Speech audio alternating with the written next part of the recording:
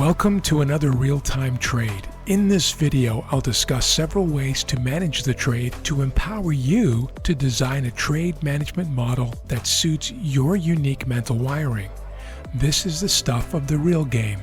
Now let's join the trade in progress. Hey guys, Czar here. Hope all is well with you. It's Tuesday, October 10th. I'm back from just over a week of vacation. Hope all is well with you.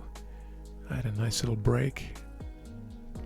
Nothing fancy, just doing some family stuff. All right, watching the Three Sisters here.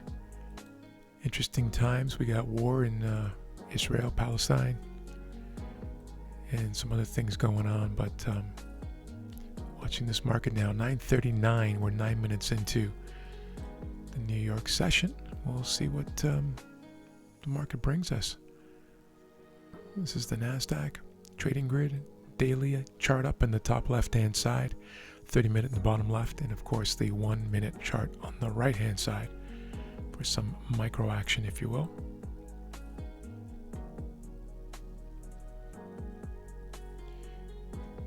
Watch this together.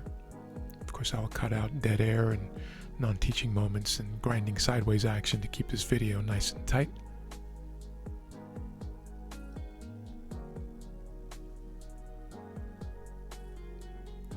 Nothing for me here so far, kind of messy, as you can see here on the open. That's the NASDAQ. This is the S&P, equally as messy, if not more so. And the Dow, a little bit of movement there lower, but we have a divergence clearly here. Really a lead-lag divergence as opposed to anything else. So really, it's a difference in relative weakness.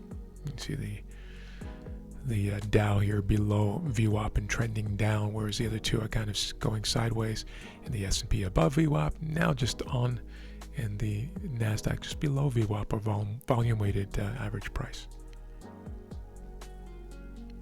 I'll put you on pause and we'll wait for something to happen here.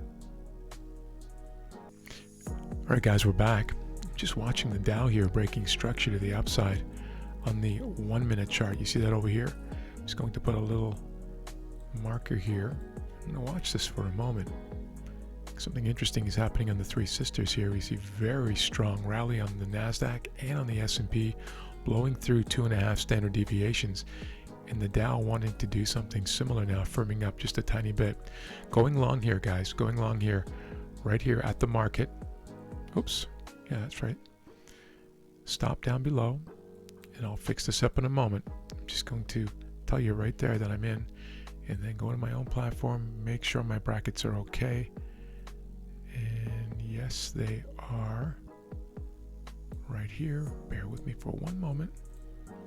Thank you for your patience here, and we're good. All right, so I'm long right there.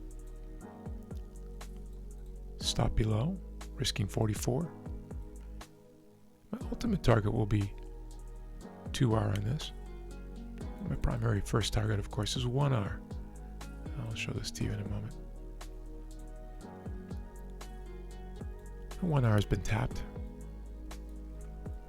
I'd like to see it tapped more convincingly than that, but it has been.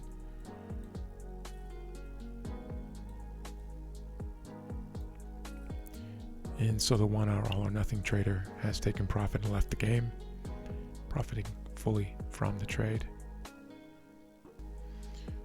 Three Sisters, very strong again on the NASDAQ and the S&P.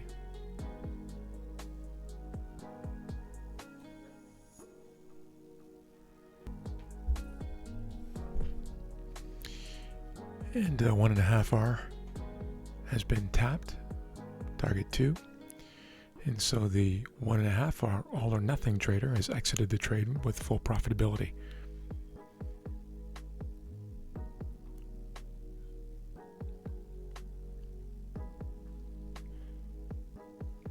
And of course, there may be some scale-out traders who took a position off here, or part of the position off in 1R, maybe some more at 1.5R here, and potentially holding on some as a runner for 2R.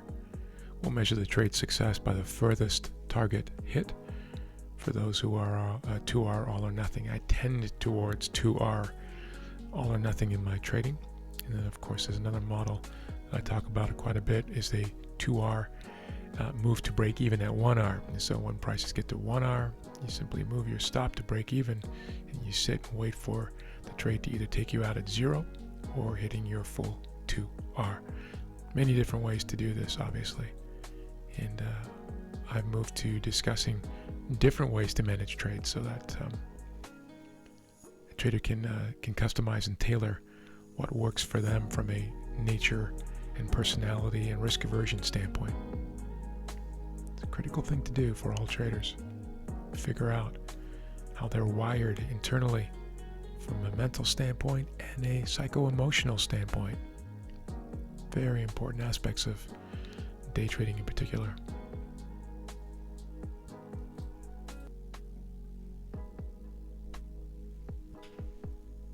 Just again to explain this trade, guys, this is obviously a very bullish daily. We had earlier broken above yesterday's high, and that was a very strong day yesterday. If you remember, I was actually on vacation, but I watched it from afar.